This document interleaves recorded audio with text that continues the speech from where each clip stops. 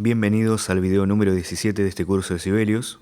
Ahora vamos a aprender a copiar gráficos a otros programas, es decir, porciones de pentagrama, por ejemplo, en procesador de texto. Bueno, el primer atajo de teclado que tenemos que saber es Alt más la tecla G. Se nos transforma el puntero en esta especie de cruz. Lo siguiente que vamos a hacer es seleccionar la porción de pentagrama que queremos copiar. Yo, por ejemplo, quiero copiar este sistema.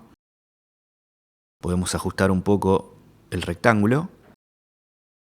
Y ahora simplemente lo vamos a copiar ejecutando control más C. Ahí ya lo tenemos copiado. Vamos a nuestro procesador de texto.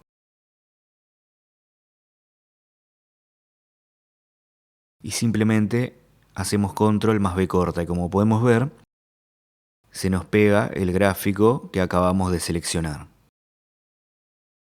Esto es muy útil cuando queremos mostrar alguna porción de pentagrama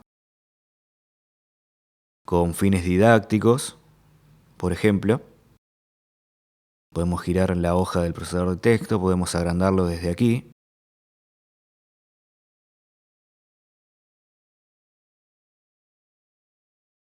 Espero que este video les haya sido de utilidad y seguimos adelante.